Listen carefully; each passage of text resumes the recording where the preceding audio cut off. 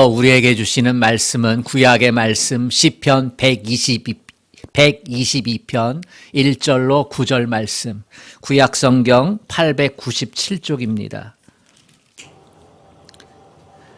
구약 성경 897쪽 시편 122편 1절로 9절 말씀, 우리 같이 함께 합독하겠습니다. 같이 읽겠습니다. 시작. 사람이 내게 말하기를 여호와의 집에 올라가자 할 때에 내가 기뻐하였도다. 예루살렘아, 우리 발이 내 성문 안에 섰도다. 예루살렘아, 너는 잘 짜여진 성읍과 같이 건설되었도다. 지파들 곧 여호와의 지파들이 여호와 이름에 감사하려고 이스라엘의 전례대로 그리로 올라가는도다. 거기에 심판의 보좌를 두셨으니 곧 다윗의 집의 보좌로다. 예루살렘을 위하여 평안을 구하라. 예루살렘을 사랑하는 자는 형통하리로다. 내 성 안에는 평안이 있고 내 궁중에는 형통함이 있을지어다. 내가 내 형제와 친구를 위하여 이제 말하리니 내 가운데 평안이 있을지어다. 여호와 우리 하나님의 집을 위하여 내가 너를 위하여 복을 구하리로다. 아멘.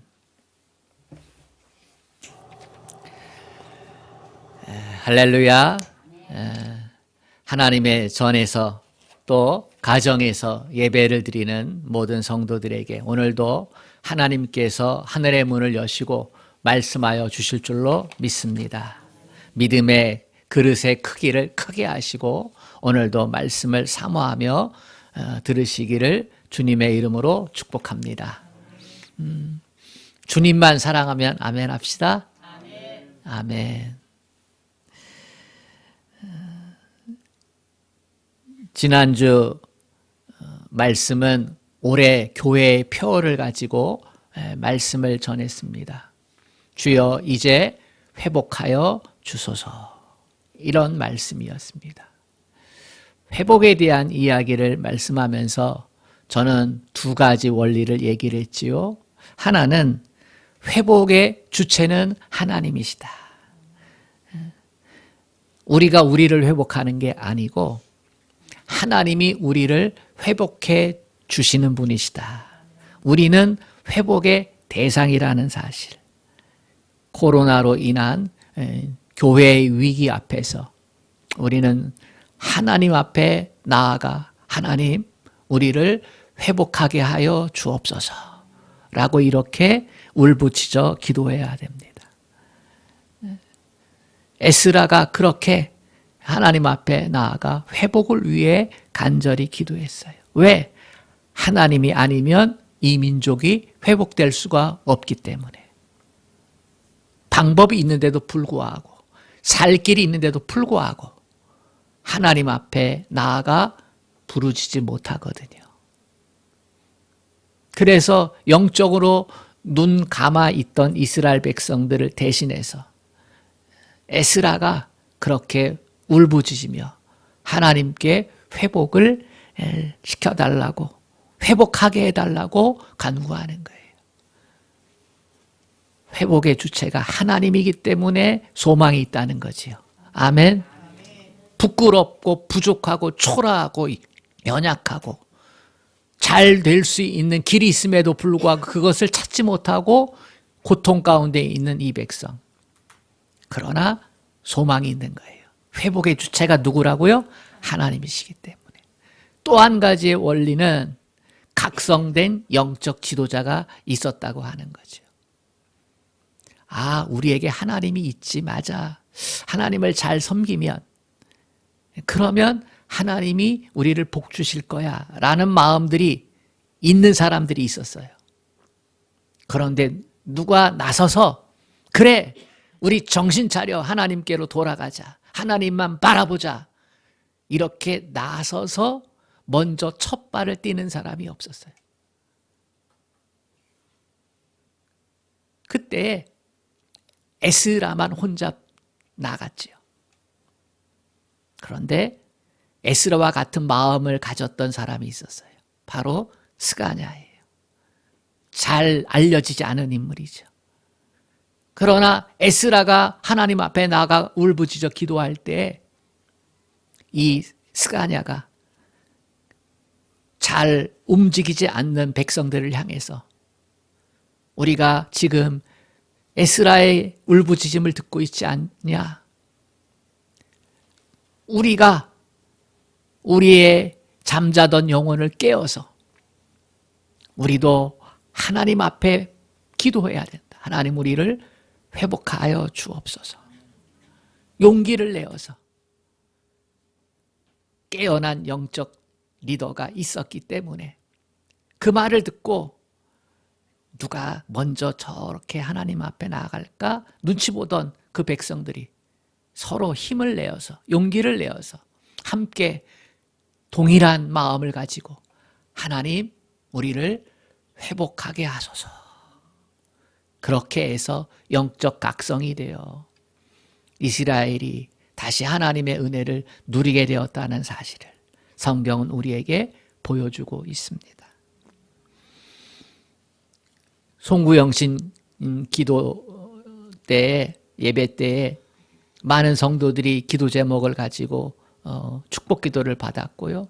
송구영신 예배 참석하지 못했지만 교회 와서 말씀 가드를 받고 기도 제목을 내놓고 축복 기도를 받은 가정들 예상외로 회복에 대한 기도 제목을 가지고 있었어요.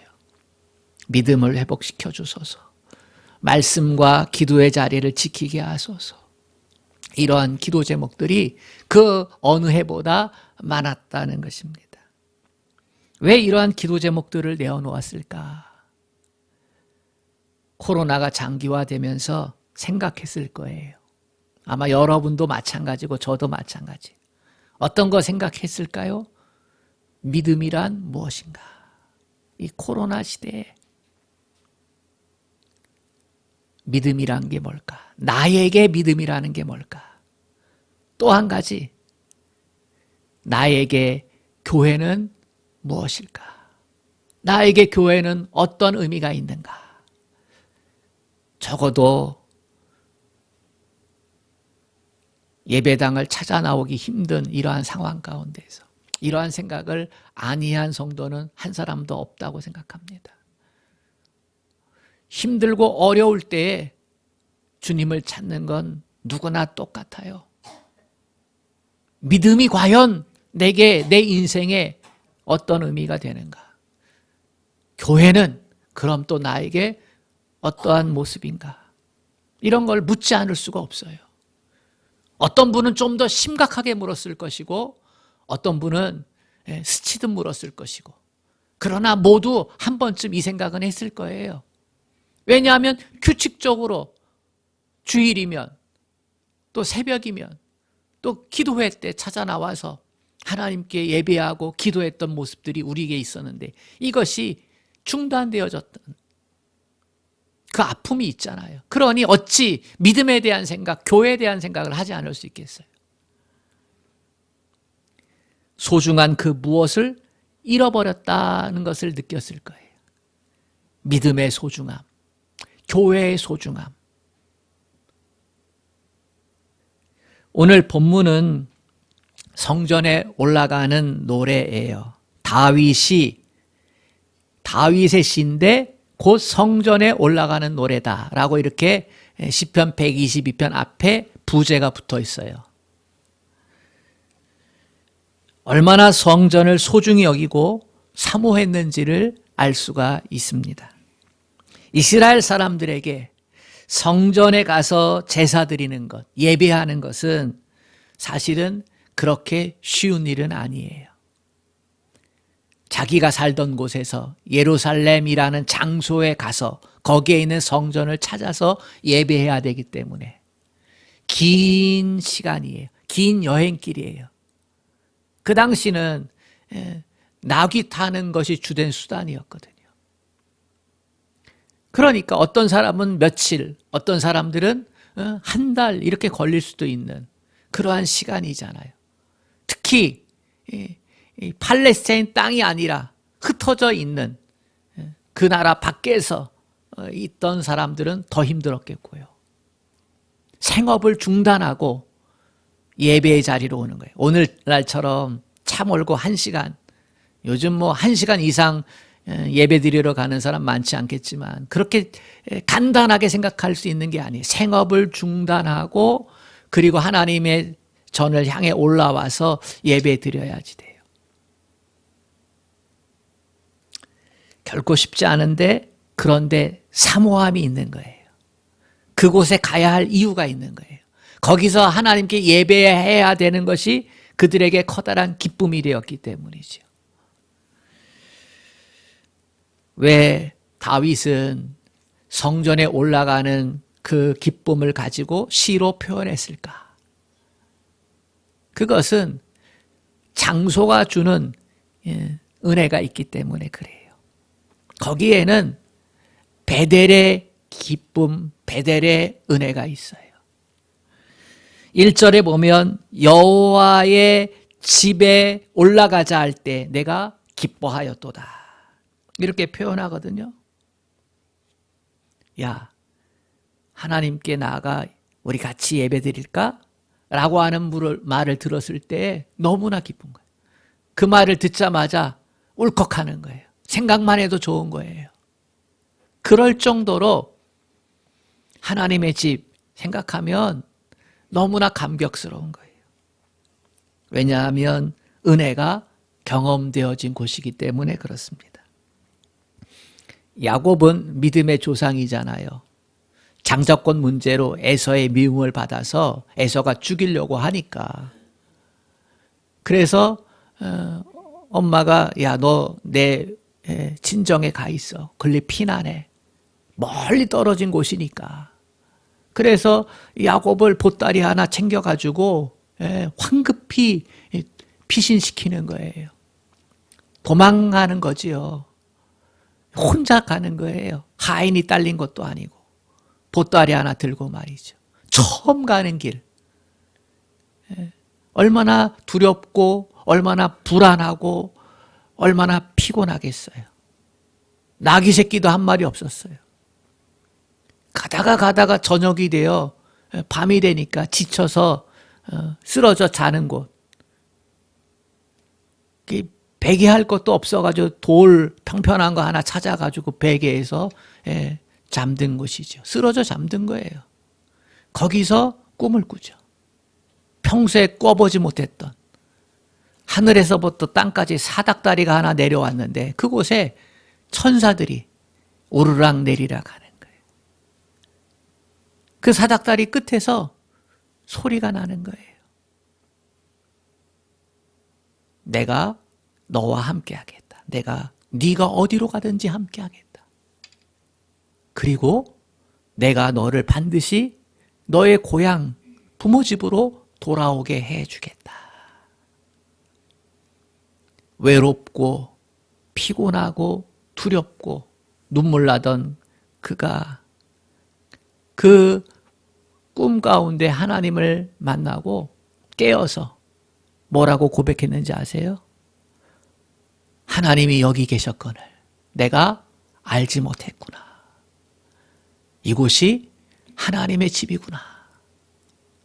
그래 깨어나 그렇게 고백하고 하나님을 경배하고 그리고 그곳을 이름하여 베델이다 그랬어요.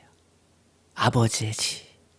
그 황량한 들판인데 여기가 아버지 집이라고 하나님의 은혜를 경험한 곳. 그때부터 야곱의 인생은 바뀌는 거예요. 그냥 잠을 잔 장소가 아니에요. 하나님을 만난 곳이고 하나님의 은혜를 경험한 곳이고 그리고 그 하나님께 경배한 곳이고 예배한 곳이에요.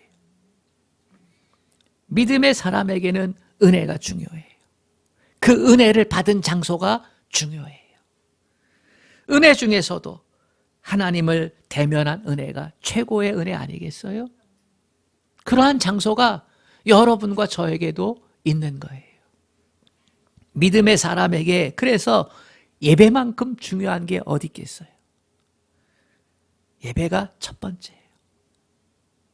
나를 나되게 한 곳이 은혜이기 때문에. 그래서 은혜 받은 자는 자연히 예배하게 되어 있어요. 그것이 틀력이라 할지라도 예배하게 되어 있어요. 저에게도 여러분에게도 똑같아요. 예수를 그리스도로 고백하는 사람 모두에게 예배는 그만큼 소중해요. 예배하는 장소도 그만큼 소중하다는 거예요. 본문의 여호와의 집은 장소의 개념이에요. 다윗은 왜 예루살렘에 올라가서 드리는 예배를 그렇게 중요하게 여겼을까? 그렇게 기뻐했을까? 다윗에게는 예루살렘이 베델이에요. 그곳이 그의 신앙이 있던 곳이에요. 그곳은 다윗에게 거룩한 장소예요. 마음을 다하고 뜻을 다하고 정성을 다하고 그렇게 하나님을 사랑하는 것을 표현하고 나타냈던 장소예요. 그곳에 하나님이 임재하셔서 다윗을 만나주셨던 곳이에요. 그곳에서 다윗을 왕으로 삼아주셨던 곳이에요. 그래서 그 장소는 은혜의 장소이자 거룩의 장소예요. 우리에게도 베델이 있어요. 여러분들이 하나님을 만난 곳, 그 은혜의 자리가 베델이에요. 저는 이곳이 우리에게 베델이라고 믿습니다. 지금 현재 우리가 신앙생활하고 있는 이곳, 예전에 시골에 모교회가 있을 수도 있고, 그치요? 그러나 누구에게는 이곳이 처음 만나서 예수님을 만난 장소, 베델이에요. 또 식었던 내 믿음을 새롭게 할 수 있었던 이곳이 베델이에요. 비록 작은 상가교회지만 그러나 우리에게 이곳은 베델의 은혜가 있는 곳이에요. 내가 은혜 받았던 곳. 나뿐만이 아니라 집사님이 은혜 받고 권사님이 은혜 받고 새 가족이 은혜 받았던 곳.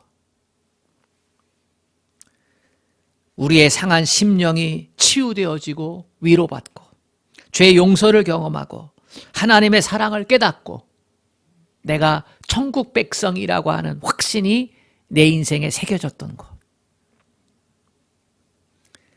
사명을 받았던 곳. 그리고 함께 찬양하고 함께 기도하고 함께 사랑을 나누고 함께 교제를 경험했던 것. 누구에게나 큰 은혜가 임합니다.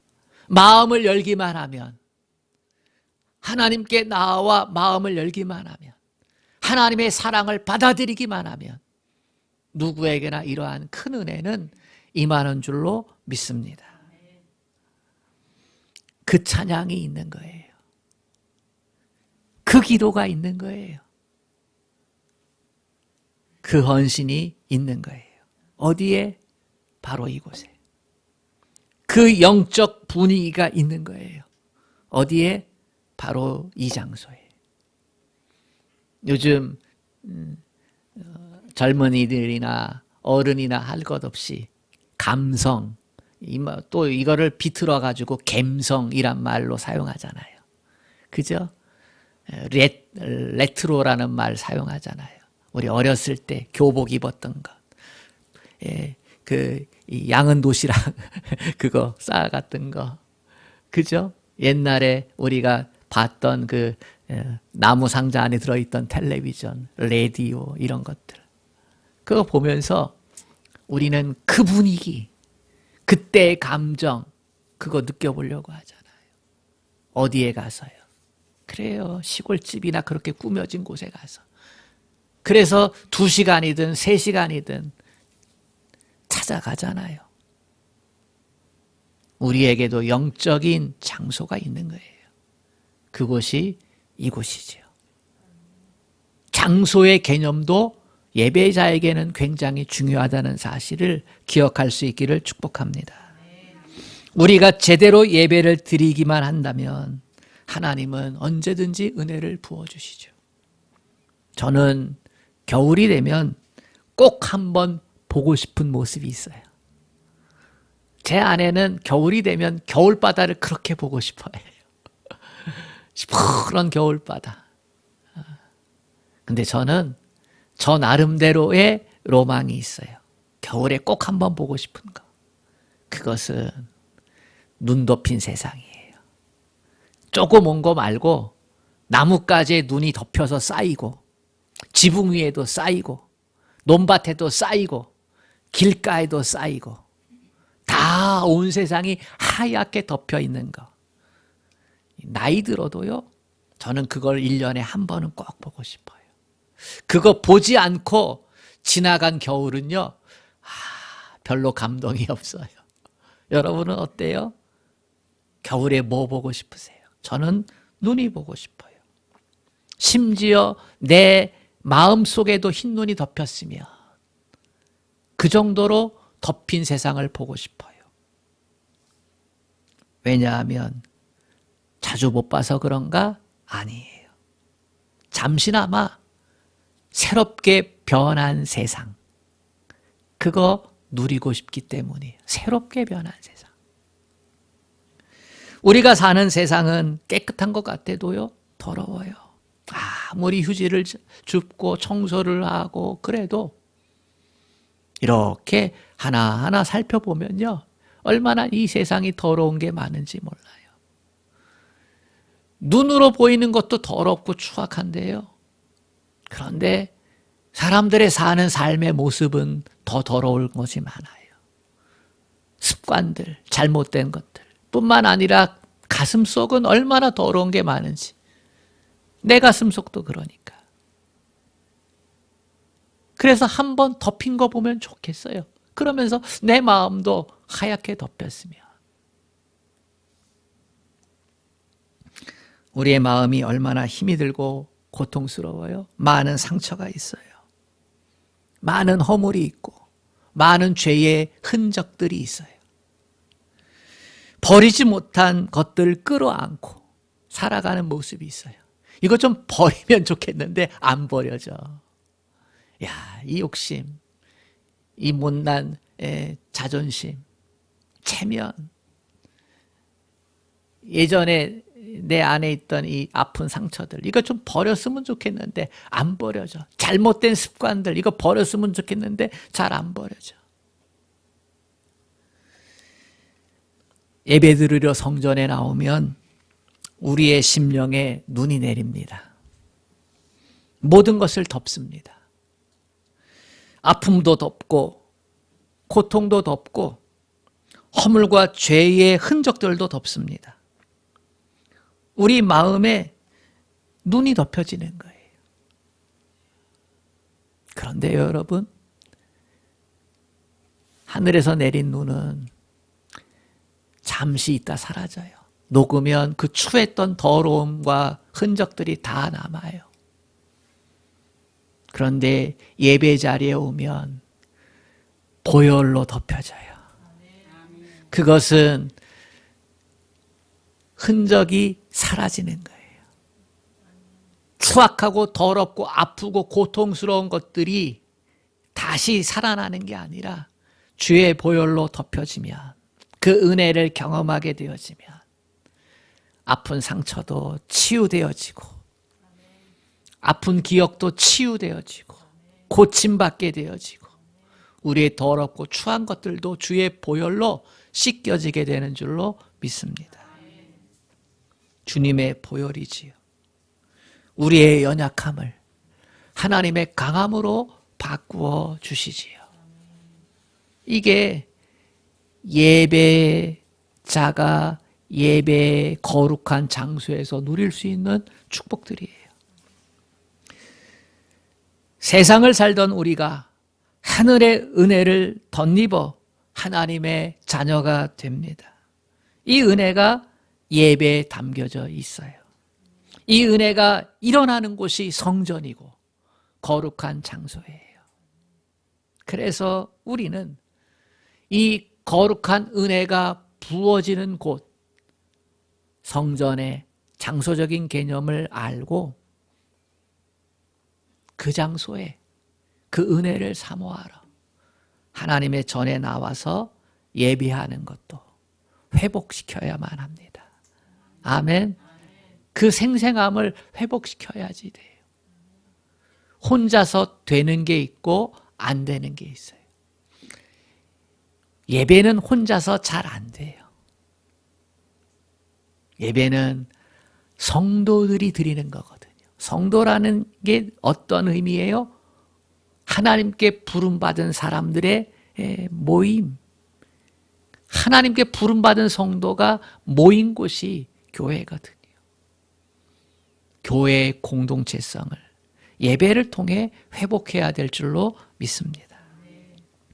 또 한 가지 성전의 예배가 회복돼야 하는 이유는 이 성전이 하나님의 보좌이기 때문에 그렇습니다. 하나님은 예배를 받으시기를 기뻐하시고 예배의 자를 찾으시지요. 가인과 아벨의 제사 우리가 기억하잖아요. 아벨의 제사는 받으시고 가인의 제사는 받지 않으시고, 이걸 통해서 우리가 알 수 있는 것은 받으시는 예배가 있고 받지 아니하시는 예배가 있다는 거예요. 살아있는 예배가 있고 죽어있는 예배가 있다는 거예요. 하나님을 기쁘시게 하는 예배가 있고 하나님께 슬픔이 되는 예배가 있다는 거예요. 오늘 5절 말씀을 같이 읽어볼까요? 시작.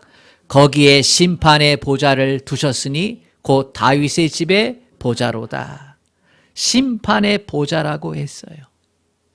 하나님은 그곳에서 예배자를 판단하시는 거예요. 참된 예배자인가? 거짓된 예배자인가? 살아있는 예배를 드리고 있는가? 죽어있는 예배를 드리고 있는가? 참 예배자는 보혈의 은혜에 집중해요. 하나님께서 우리를 구원하신 구원의 방식, 예수 그리스도의 보혈에, 십자가의 은혜에 집중해요. 구원이 하나님께 있음을 고백해요. 이 두 가지가 예배자를 참되게 만들어요. 사랑하는 여러분, 예배자로 하나님의 앞에 올 때에 십자가 보혈에 집중할 수 있기를 축복해요. 구원은 오직 하나님께 달려있음을 여러분 고백할 수 있기를 축복해요. 어떤 어려움이 있어도, 어떤 사탄 마귀의 꾀임이 있어도 구원은 하나님께 달려있고 우리의 구원은 주의 보혈에 있다는 사실을 결코 놓을 수가 없어요. 예배자는 그 가슴에 이 두 가지를 가슴에 담고 예배드려야 하나님을 기쁘시게 할 수 있고 하나님 받으시는 예배를 드릴 수가 있습니다. 저는 이 두 가지 사실에 집중하는 것이 참된 예배자가 되는 유일한 길이라고 생각합니다.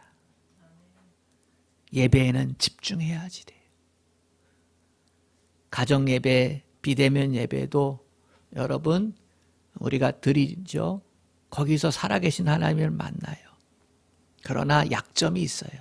집중하기가 쉽지 않다는 거. 집중. 아, 여기도 거룩한 장소구나. 여기도 베델이구나. 라고 하는 이 감성과 의지가 작동이 잘 안 돼요.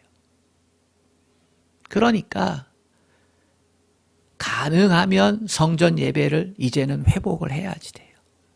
왜냐하면 내가 회복에 대한 기도 제목을 갖고 있으니까. 그러니까 용기를 내어서, 힘을 내어서 하나하나 성전에 나와 예배해야 될 이유들을 끄집어내야지 돼요. 코로나가 딱 발생을 하고 전염이 확 될 때에는 성전에 나가서 예배드리지 말아야 될 이유들을 생각을 했어요. 그리고 그때는 그게 맞았었어요. 그러나 이제는 우리나라가 코로나에 대해서 어떻게 하면 안 걸릴 수 있지라고 하는 걸 알잖아요. 지킬 건 지키면. 그러면 안 걸릴 수 있잖아요. 그러니까 이제는 성전 예배를 회복하고 나와서 예배 드려야 할 이유들을 찾아야 되는 거예요. 그건 세상이 말해주지 않아요. 세상은 교회 성전 예배에 나가서 드리지 말아야 할 이유들을 들이대요. 그러나 우리는 이제 그것이 아니라 왜 성전에 나와서 예배를 드려야 하는지를, 이유를 이제는 우리가 찾아야 돼. 그건 세상이 알려주지 않아요. 왜냐하면 우리는 영적으로 목말라 있으니까. 우리는 뭔가 소중한 것을 잃어버렸다고 생각하니까. 그래서 우리에게는 베델을 찾아야 돼요. 장소적인 개념의 성전을 찾아야 되고, 거룩한 장소를 찾아야 돼요. 내 마음을 다하고 뜻을 다하고 성품을 다해서 정성을 다해 하나님께 사랑을 고백하고 십자가의 보혈에 집중할 수 있는 곳, 우리의 구원은 하나님뿐이다라고 하는 사실을 고백할 수 있는 곳, 그것을 찾아야지 돼요. 그래서 우리는 하나님이 기뻐하시는 예배자가 되어야 될 줄로 믿습니다. 요한복음 4장 24절 말씀, 아버지께 참으로 예배하는 자는 영과 진리로 예배할지니라. 영, 성령의 인도 아래서, 성령의 임재 안에서 예배드리는 거예요. 성령의 임재. 나를 하나님께 집중하게 만드는 것은 나 자신만이 아니야. 내 옆에서 하나님께 집중하고 하나님을 사모하고 나보다 더 갈망하는 사람들 보면서 나도 이거 놓치지 말아야지. 그게 함께함의 장점이죠. 두렵고 떨리는 마음으로 하나님 앞에 어떻게 해서든지 경배하며 어떻게 해서든지 하늘의 은혜를 찾으려고 하는 그 모습을 보면서 나도 영과 성령의 임재 가운데 진리로 언급한 보혈의 은혜와 구원은 하나님께 있다는 이 진리를 가지고 하나님을 찾는 거지.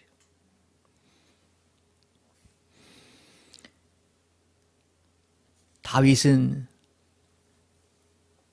이 이야기를 하면서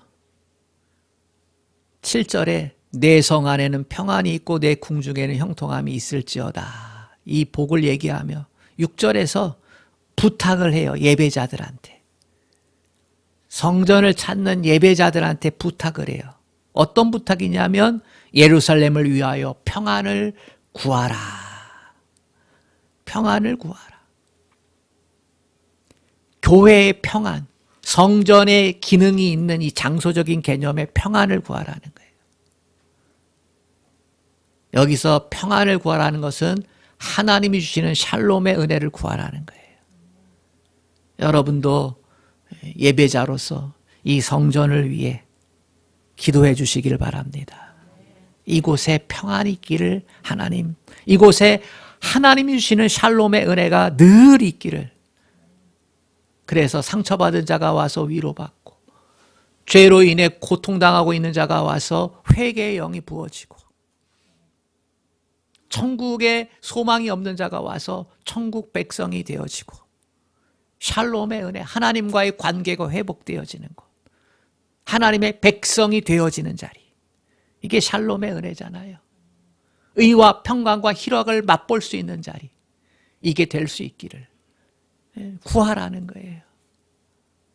그런 구함이 있을 때 우리가 평안한 상태에서 이곳에 와서 신앙생활을, 하나님이 열어주신 그 놀라운 은혜들을 누구나 경험하게 되어질 줄로 믿습니다.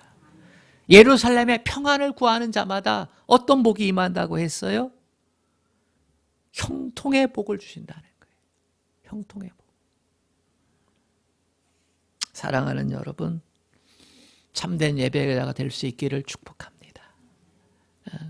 성전 예배가 회복되어지는 여러분들이 될 수 있기를 원합니다.